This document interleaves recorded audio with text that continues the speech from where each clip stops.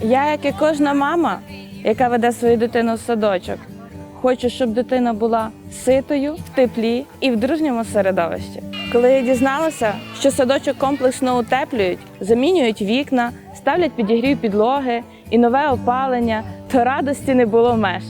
Програма «Невко» продовжує зігрівати вихованців та учнів. Комплексна модернізація йде впевненим ходом у навчальних закладах. У 2021 році утеплили 2 садочки – номер 30 – Ластівку та номер 19 – Троянду. Загалом у роботі ще 20 шкіл, 3 садки та 2 заклади культури. А впродовж попередніх років тепліше стало у 5 школах та 15 садочках. Міський голова Івано-Франківська Руслан Марцінків.